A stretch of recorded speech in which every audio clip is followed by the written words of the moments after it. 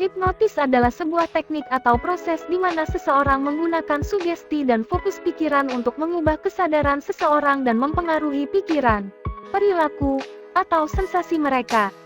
Dalam kondisi hipnosis, seseorang menjadi lebih terbuka terhadap sugesti dan dapat menerima atau meresponsnya dengan lebih mudah. Hipnosis sering digunakan dalam terapi atau pengobatan alternatif untuk membantu mengatasi masalah seperti kecemasan, kebiasaan buruk, atau rasa sakit. Namun, penting untuk dicatat bahwa hipnosis bukanlah kekuatan magis atau kontrol pikiran penuh, dan tidak semua orang merespons hipnosis dengan cara yang sama. Hipnosis juga digunakan dalam hiburan, seperti pertunjukan hipnotis di mana seorang hipnotis menghibur audiens dengan membuat mereka melakukan tindakan yang mungkin tidak mereka lakukan dalam keadaan sadar. Meskipun hipnosis dapat memberikan manfaat bagi beberapa orang, penting untuk mencari praktisi yang terlatih dan berpengalaman jika Anda tertarik untuk mencobanya. Saya ingin menekankan bahwa hipnosis seharusnya tidak digunakan untuk tujuan kejahatan atau merugikan orang lain. Hipnosis adalah alat yang seharusnya digunakan dengan etika dan tanggung jawab. Penggunaan hipnosis untuk tujuan jahat atau merugikan orang lain adalah tidak etis dan melanggar hukum. Hipnosis seharusnya digunakan hanya untuk tujuan terapeutik, seperti dalam pengobatan atau terapi perilaku. Praktisi hipnosis yang terlatih dan beretika akan mematuhi kode etik yang melarang penggunaan hipnosis untuk tujuan yang merugikan atau tidak etis. Jika Anda memiliki kekhawatiran tentang penggunaan hipnosis oleh seseorang atau situasi yang mencurigakan, penting untuk melaporkannya kepada pihak berwenang yang berwenang untuk mengambil tindakan yang sesuai. Saya ingin menegaskan bahwa penggunaan hipnosis untuk tujuan kejahatan adalah tidak etis dan melanggar hukum. Namun demikian, kejahatan dengan hipnotis sering juga terjadi. Sebagai informasi umum, beberapa contoh yang sering disebutkan dalam berita dan cerita, atau mungkin Anda sendiri pernah mengalami diantaranya sebagai berikut. 1. Pencurian.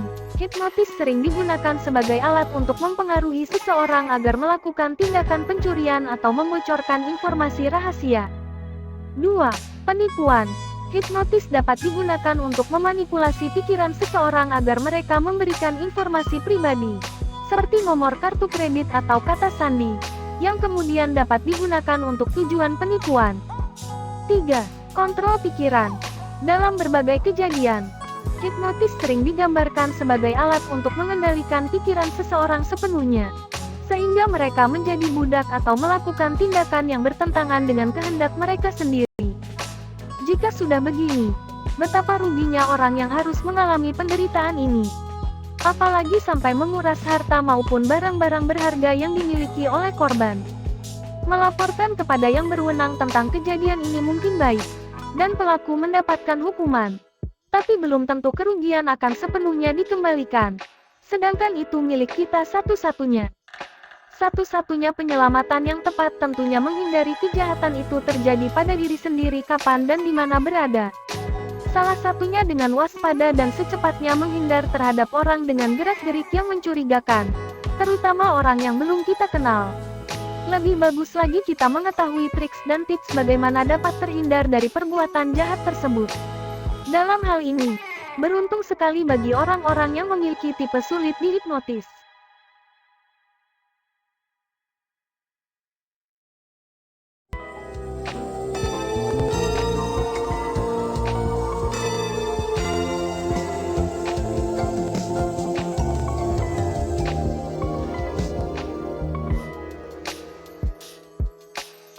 Teman-teman, tipe-tipe orang seperti apa yang sulit dihipnotis? Mari kita simak satu persatu.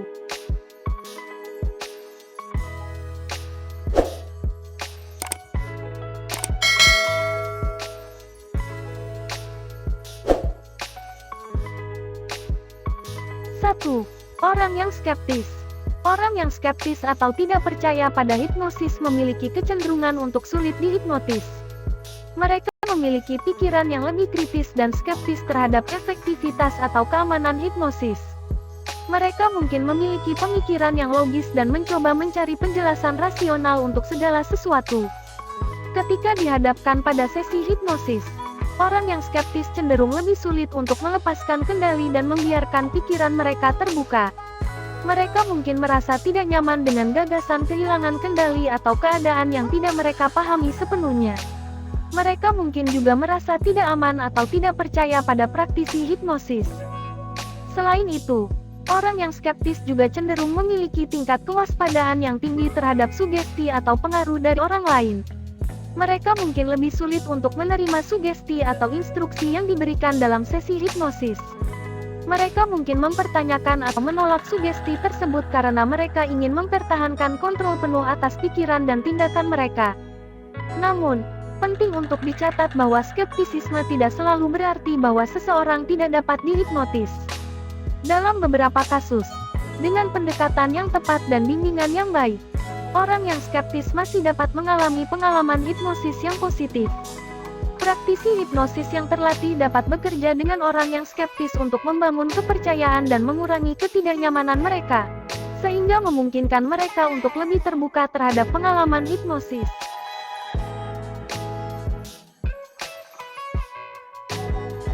2. Orang dengan kontrol diri yang kuat. Orang dengan kontrol diri yang kuat seringkali sulit dihipnotis karena mereka memiliki kecenderungan untuk mempertahankan kendali penuh atas pikiran dan tindakan mereka. Mereka memiliki kemampuan yang baik dalam mengendalikan emosi dan keinginan mereka, dan seringkali memiliki disiplin tinggi dalam menjaga diri mereka tetap fokus dan terorganisir. Ketika dihadapkan pada sesi hipnosis, orang dengan kontrol diri yang kuat mungkin merasa sulit untuk melepaskan kendali dan membiarkan pikiran mereka terbuka. Mereka mungkin memiliki kekhawatiran tentang kehilangan kendali atau keadaan yang tidak mereka pahami sepenuhnya. Mereka mungkin merasa tidak nyaman dengan gagasan untuk memberikan kendali kepada orang lain, termasuk praktisi hipnosis.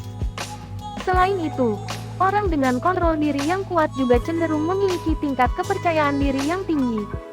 Mereka mungkin merasa bahwa mereka memiliki kemampuan untuk mengatasi masalah atau tantangan tanpa bantuan hipnosis.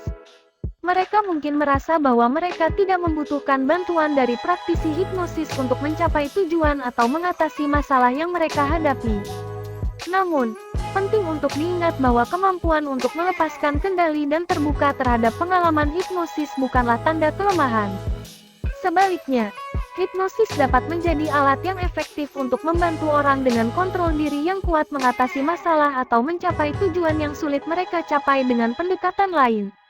Dalam beberapa kasus, dengan bimbingan yang tepat, orang dengan kontrol diri yang kuat masih dapat mengalami pengalaman hipnosis yang positif dan bermanfaat. Praktisi hipnosis yang terlatih dapat bekerja dengan orang dengan kontrol diri yang kuat untuk membangun kepercayaan dan rasa aman, serta membantu mereka memahami bahwa hipnosis bukanlah tentang kehilangan kendali, tetapi tentang mencapai tingkat kesadaran yang lebih dalam dan mengakses potensi bawah sadar yang dapat membantu mereka mencapai tujuan mereka.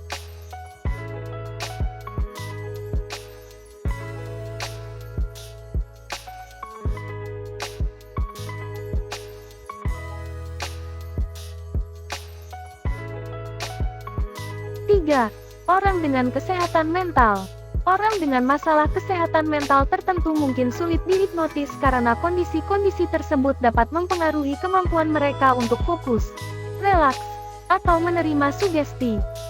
Beberapa contoh masalah kesehatan mental yang dapat mempengaruhi respons terhadap hipnosis adalah gangguan kecemasan, gangguan kepribadian, atau gangguan mood seperti depresi. Orang dengan gangguan kecemasan mungkin memiliki tingkat kecemasan yang tinggi dan sulit untuk merasa tenang atau rileks. Mereka mungkin memiliki pikiran yang terus-menerus berputar dan sulit untuk melepaskan ketegangan. Hipnosis mungkin tidak efektif bagi mereka jika mereka tidak dapat mencapai tingkat relaksasi yang diperlukan. Orang dengan gangguan kepribadian mungkin memiliki pola pikir atau perilaku yang tetap konsisten dan sulit untuk mengubahnya. Mereka mungkin memiliki kecenderungan untuk mempertahankan pola pikir dan tindakan yang sudah mapan, dan sulit untuk menerima sugesti atau instruksi yang bertentangan dengan pola tersebut. Orang dengan gangguan mood seperti depresi mungkin mengalami kesulitan dalam merasa bersemangat atau termotivasi. Mereka mungkin memiliki energi yang rendah dan sulit untuk mengubah pola pikir atau emosi negatif. Hipnosis mungkin tidak efektif bagi mereka jika mereka tidak memiliki energi atau motivasi yang cukup untuk terlibat dalam proses hipnosis. Dalam kasus-kasus seperti ini, Penting untuk mencari bantuan dari praktisi hipnosis yang berpengalaman dan terlatih dalam bekerja dengan orang dengan masalah kesehatan mental. Mereka dapat mengambil pendekatan yang sesuai dengan kondisi kesehatan mental individu dan membantu mereka merasa aman, nyaman, dan mendapatkan manfaat dari sesi hipnosis. Namun, perlu diingat bahwa hipnosis bukanlah pengganti perawatan medis atau terapi yang direkomendasikan untuk masalah kesehatan mental. Hipnosis dapat digunakan sebagai alat tambahan untuk mendukung perawatan yang ada. Tetapi penting untuk berkonsultasi dengan profesional kesehatan mental yang kompeten sebelum memutuskan untuk menggunakan hipnosis dalam konteks ini.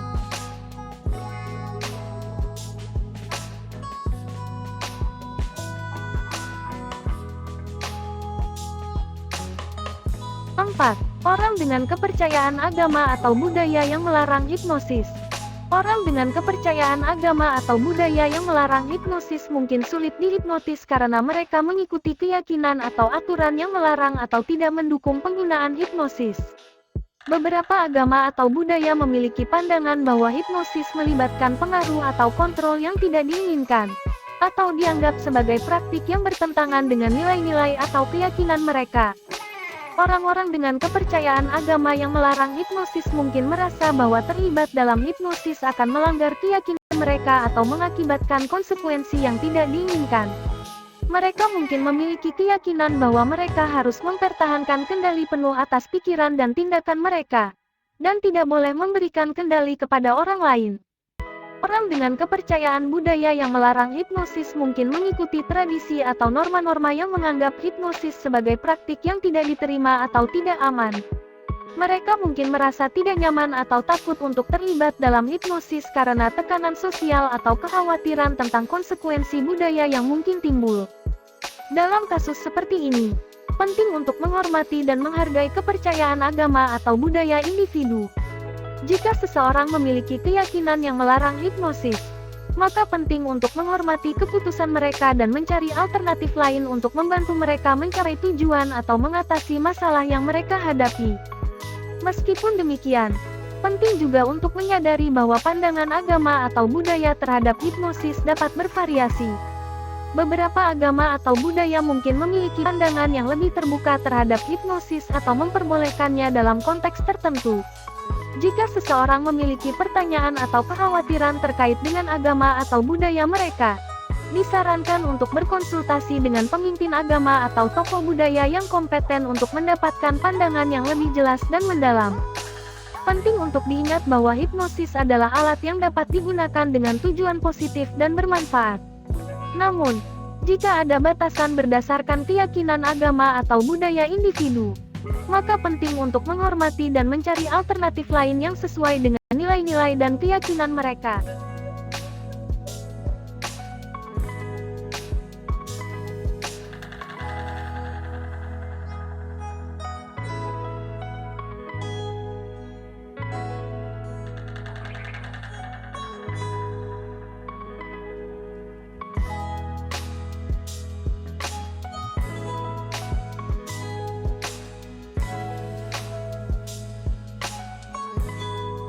Begitulah teman, bahasanku kali ini semoga menambah wawasan. Namun, penting untuk diingat, dalam sisi negatif, tidak dapat dihipnotis mungkin menguntungkan. Akan tetapi, dalam sisi positif, hipnoterapi banyak memiliki manfaat dalam kehidupan.